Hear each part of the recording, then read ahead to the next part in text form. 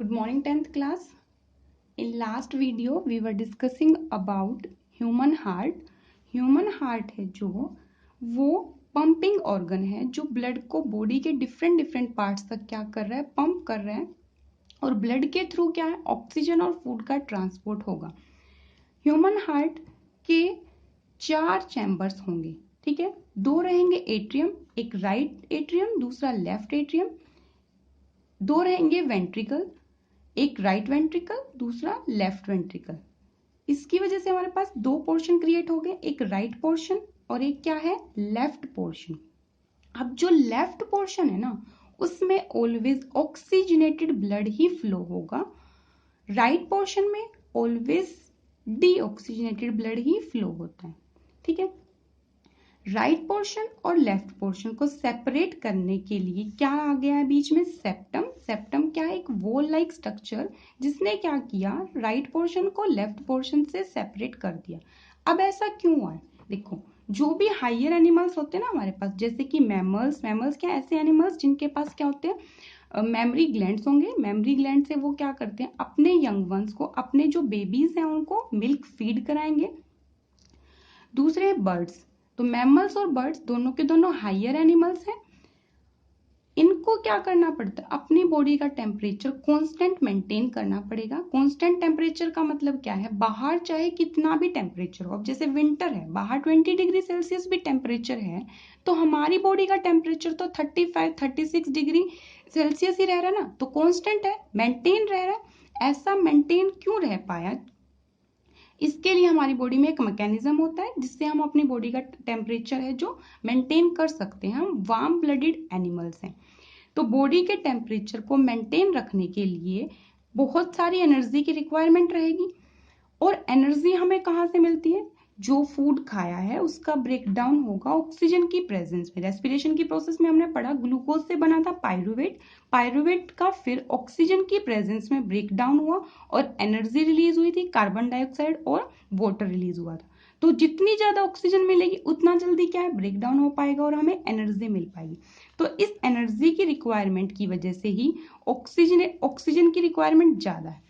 तो ऑक्सीजन की रिक्वायरमेंट इतनी ज्यादा है तो हम नहीं चाहेंगे कि ऑक्सीजन वाला ब्लड और कार्बन डाइऑक्साइड वाला ब्लड आपस में मिक्स हो, तो इसके लिए क्या बनाया गया, बीच में सेप्टम बनाया गया। उसके बाद क्या होता है, जो राइट एट्रियम है और राइट वेंट्रिकल, लेफ्ट एट्रियम और लेफ्ट वेंट्रिकल, इनके बीच में क्या प्रेजेंट होती है, वेल्व्स प्रेजेंट होती है। ये वेल्व्स का काम क्या होगा, जब एक बार राइट एट्रियम से राइट वेंट्रिकल में ब्लड आ चुका है तो ये वेल्व्स क्या है, पहले ओपन थी ना, देखो पहले स्टार्टिंग में ऐसे थी, फिर ब्लड आया तो ये ओपन हो गई, उसके बाद ये फटाफट क्या हो जाएंगी, क्लोज हो जाएंगी, ताकि क्या है, जो बैक फ्लो है ना, राइट वेंट्रिकल से ब्लड वापस राइट एट्रियम में ना चला जाए, लेफ्ट वेंट्रिकल से ब्लड वापस लेफ्ट एट्रियम में ना चला जाए। तो इस बैक फ्लो को रोकने के लिए ये वेल्व प्रेजेंट रहेंगी, जो जैसे ही ब्लड नीचे आएगा उस टाइम पे वो क्लोज हो जाएंगी, ठीक है। आज हम डिस्कस करने वाले हैं about mechanism of circulation. Mechanism of circulation discuss करेंगे ह्यूमन बींग्स में। ह्यूमन बींग्स हायर एनिमल्स हैं, इनमें क्या होगा, डबल सर्कुलेशन रहेगा, ठीक है। क्या होगा, डबल सर्कुलेशन होगा ब्लड का। डबल सर्कुलेशन का मतलब क्या होता है, एक साइकिल में, ठीक है, ब्लड सर्कुलेशन का जो एक साइकिल है ना, उसमें हार्ट से 2 बार ब्लड फ्लो होता है। तो 2 टाइम्स ब्लड फ्लो होगा from heart in a single cycle, एक साइकिल में। और इसी को क्या बोल रहे हैं हम, डबल सर्कुलेशन। एक बार फ्लो होगा ऑक्सीजनेटेड ब्लड और दूसरी बार रहेगा डीऑक्सीजनेटेड ब्लड, ठीक है। तो इस तरह से 2 बार ब्लड फ्लो करेगा यहां से, ठीक है। तो स्टार्ट करते हैं। सबसे पहले ये हमारे पास है लंग्स, एक फ्लो चार्ट के थ्रू इसको समझने की कोशिश करेंगे, ठीक है। लंग्स के बाद क्या प्रेजेंट है, हार्ट प्रेजेंट है। हार्ट में कितने चैम्बर्स, 4 चैम्बर्स। अब जैसे आप राइट हैंड से लिख रहे हैं ना, तो राइट के सामने लिख देंगे लेफ्ट पार्ट को, तो ये पूरा का पूरा हमारा लेफ्ट पोर्शन होगा। तो लेफ्ट एट्रियम, क्योंकि एट्रियम है जो वो अबव साइड पे प्रेजेंट होंगे हार्ट की, नीचे वाले पे क्या आएगा, लेफ्ट वेंट्रिकल, ठीक है। सेम ऐसे ये मेरा लेफ्ट पोर्शन है ना, लेफ्ट हैंड है, तो यहाँ पे मैं क्या लिखूंगी, राइट एट्रियम। एट्रियम को आप ऑलवेज अबव साइड पे ही लिखेंगे, ventricles always lower side of heart पे ही प्रेजेंट है, उसको तो चेंज नहीं करेंगे, ठीक है। अब क्या होगा, लंग्स से ब्लड आएगा, कौन सा ब्लड आएगा लंग्स से, तो ऑक्सीजनेटेड ब्लड, ठीक है। लेके कौन आ रहा है, पल्मोनरी वेन। पल्मोनरी वेन का नाम बहुत इंपॉर्टेंट है। Pulmonary vein is the only when which carries oxygenated blood. Pulmonary vein को छोड़ के जितनी भी वेन्स है ना, सारी की सारी कौन सा ब्लड कैरी करती है, डीऑक्सीजनेटेड ब्लड कैरी करेंगी। तो नाम याद रखेंगे आप ये।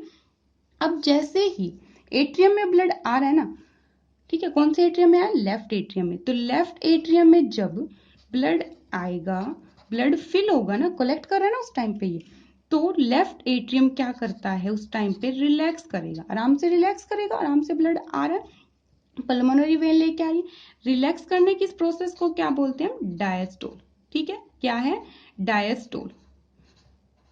कब होगा, जब लेफ्ट एट्रियम में क्या हो रहा है, ब्लड फिल हो रहा है।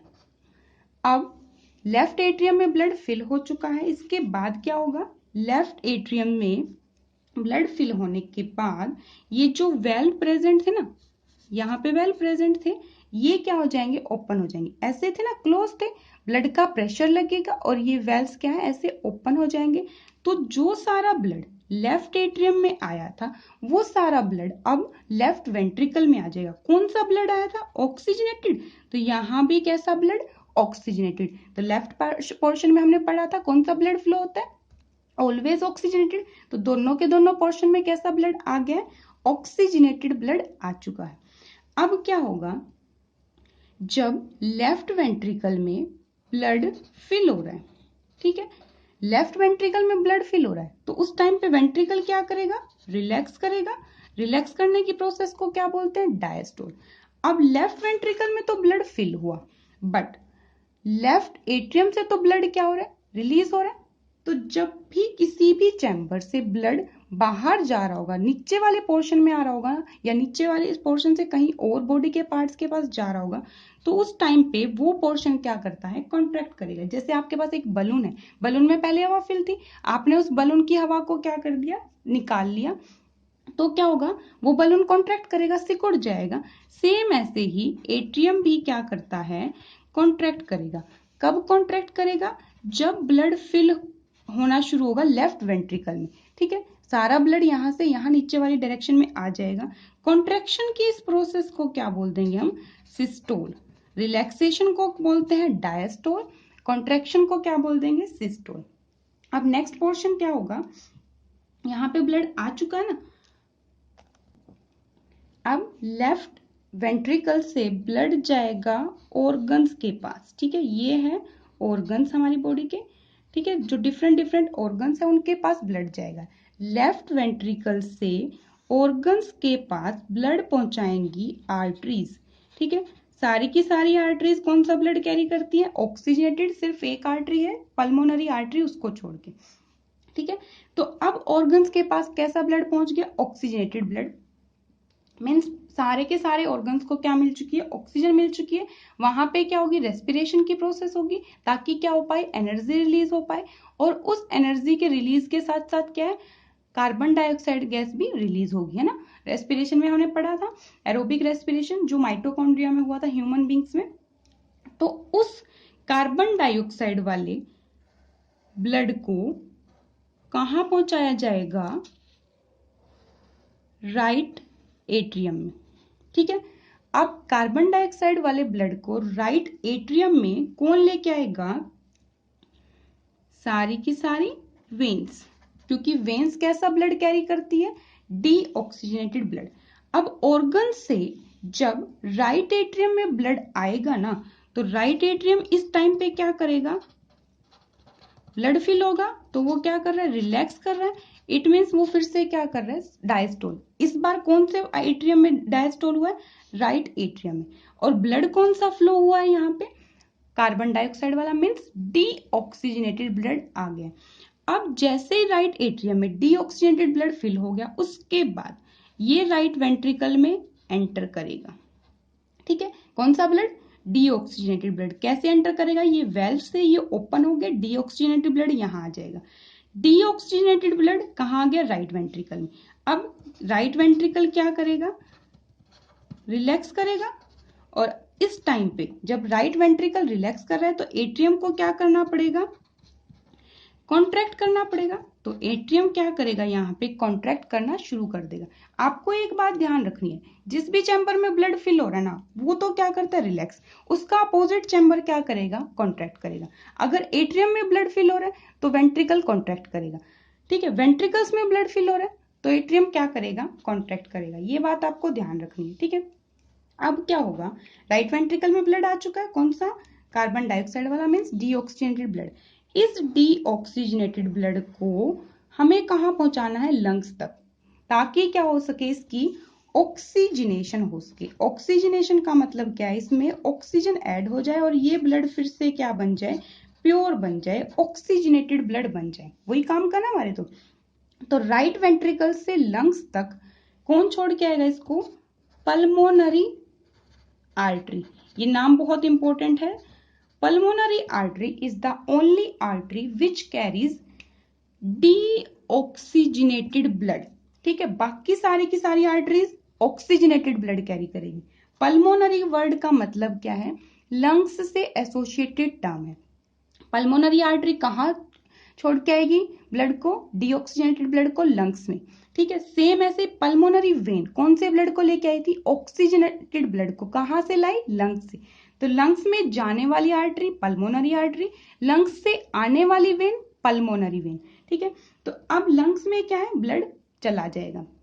अब लंग्स में ब्लड चला गया, ये ब्लड प्योरीफाई होगा, इसमें ऑक्सीजन ऐड होगी और वापस से ये ब्लड क्या है? लेफ्ट एट्रियम में एंटर करेगा, वापस से फिर सारे ऑर्गन्स के पास जाएगा। तो एक बार जो ब्लड आया उसने क्या किया? दो बार हार्ट में फ्लो किया ना। एक बार तो किस फॉर्म में? डीऑक्सीजनेटेड की फॉर्म में। दोबारा किस फॉर्म में फ्लो कर रहा है वो? ऑक्सीजनेटेड ब्लड की फॉर्म में। तो इसी चीज को क्या बोलते हैं हम? Double circulation. जहां एक साइकिल में एक बार में जो ब्लड है वो दो बार फ्लो करेगा, एक बार ऑक्सीजनेटेड फॉर्म में, दूसरी एक बार डीऑक्सीजनेटेड फॉर्म में, दूसरी बार ऑक्सीजनेटेड फॉर्म में। ठीक है, तो ये डबल सर्कुलेशन का मैकेनिज्म है। अब जैसे ये वेल्स ओपन होते हैं ना और क्लोज हो, एक बार ओपन कब होंगे? जब ब्लड यहां से रिलीज हो रहा होगा। और क्लोज कब होंगे? जब सारा ब्लड आ जाएगा नीचे वाले चैम्बर में। तो इनको क्या होना पड़ता है? क्लोज होना पड़ेगा, ताकि क्या ना हो पाए? बैक फ्लो ना हो जाए। तो एक बार तो ये क्लोज थे, ब्लड आया, ओपन हुए, फिर से जैसे नीचे सारा ब्लड चला गया नीचे वाले चैम्बर में, ये फिर से क्या होंगे? क्लोज हो जाएंगे। और इनकी क्लोजिंग पे, किसकी क्लोजिंग पे? ये जो वेल्व्स प्रेजेंट हैं इनकी क्लोज होने पे क्या प्रोड्यूस होती है? साउंड प्रोड्यूस होगी। ठीक है, कौन सी साउंड प्रोड्यूस होती है? हार्ट साउंड प्रोड्यूस होगी। जो फर्स्ट साउंड होती है उसको क्या बोलते हैं हम? लब। ठीक है, लब। और दूसरी साउंड होती है डब। जो पल्मोनरी, ये जो आर्टरीज और वेन्स जो हार्ट से लेके जाएंगे ना, हार्ट डिफरेंट पार्ट तक, पल्मोनरी आर्टरी लेके गई और ये सारी आर्टरीज, तो ये जब क्लोज होंगी तो उस टाइम पे भी एक साउंड प्रोड्यूस होगी। वो इतना आपको डिटेल में जाने की जरूरत नहीं है, +1 क्लास में आप पढ़ेंगे इसको। तो वेल्व्स जब क्लोज हुए हैं तब साउंड प्रोड्यूस हुई है, जिसको हम क्या बोलते हैं? हार्ट साउंड बोलते हैं। तो ये मैकेनिज्म है। एक बार हम डायग्राम में भी समझेंगे इसको 2 मिनट में। देखो, पल्मोनरी वेन मतलब लंग्स से रिलेटेड वेन, लंग्स से में गई पल्मोनरी वेन और कौन सा ब्लड लेके आई? Oxygenated blood. कहाँ लाई? लेफ्ट एट्रियम में। लेफ्ट पोर्शन में ऑलवेज ऑक्सीजनेटेड ब्लड फ्लो होगा, ये बात मैं बहुत बार बता चुकी हूँ। तो लेफ्ट एट्रियम में जैसे ब्लड फिल हुआ वो क्या करेगा? रिलैक्स करेगा। रिलैक्स करने के बाद ये वेल्स के ऊपर प्रेशर लगेगा, क्योंकि यहाँ इतना सारा ब्लड आ गया। ये वेल्स क्या होंगे? ओपन होंगे। ओपन होने से ब्लड कहाँ जाएगा? लेफ्ट वेंट्रिकल में। अब लेफ्ट वेंट्रिकल रिलैक्स करेंगे, लेफ्ट एट्रियम क्या करेगा इस टाइम पे? कॉन्ट्रैक्ट करेगा। लेफ्ट वेंट्रिकल से सारा का सारा ब्लड आर्टरीज लेके जाएंगी डिफरेंट डिफरेंट ऑर्गन्स तक। ठीक है, ऑर्गन्स के पास ऑक्सीजन वाला ब्लड चला गया, उसके बाद वहां पे रेस्पिरेशन की प्रोसेस कंप्लीट होगी और डीऑक्सीजनेटेड ब्लड बनेगा हमारे पास। डीऑक्सीजनेटेड ब्लड को वेन्स लेके आएंगी, हार्ट के अपर पोर्शन से भी और हार्ट के लोअर पोर्शन से भी। हार्ट के अपर और लोअर पोर्शन से डीऑक्सीजनेटेड ब्लड को कहाँ ऐड किया जाएगा? राइट एट्रियम में। राइट एट्रियम में जब ब्लड आया वो क्या करेगा? रिलैक्स करेगा, मीन्स वहां पे क्या होगी? डायस्टोल फेज आएगा। उसके बाद यहाँ प्रेशर लगेगा तो ये वेल्व्स क्या हो जाएंगे? ओपन होंगे। ओपन होते ही सारा ब्लड नीचे वाले चैम्बर में, राइट वेंट्रिकल से फिर ये ग्रीन वाली दिखाई दे रही है आपको, ये ग्रीन वाली क्या है, पल्मोनरी आर्टरी। पल्मोनरी का मतलब कहाँ जाएगी, ये लंग्स में। पल्मोनरी आर्टरी लंग्स में डीऑक्सीजनेटेड ब्लड को छोड़ के आएगी, वहां पे ब्लड फिर से प्योरीफाई होगा और वो प्योरीफाइड ब्लड फिर से कहाँ एंटर करेगा, लेफ्ट एट्रियम में एंटर करेगा। तो इस तरह से डबल सर्कुलेशन का मैकेनिज्म रहेगा। इंपॉर्टेंट टॉपिक है, आप बहुत अच्छे से करेंगे, बोर्ड में क्वेश्चन आता है इस पे। ठीक है, मेन बात, pulmonary artery is the only artery which carries deoxygenated blood. तो ये जो ग्रीन वाला पोर्शन है ना, जो ग्रीन वाला दिखाया है वहां पे क्या है, कार्बन डाइऑक्साइड वाला ब्लड है। जो पिंक वाला पोर्शन दिखाया है वो ऑक्सीजनेटेड ब्लड को शो कर रहे हैं। तो आज हम बस इतना ही करेंगे। Okay, thank you.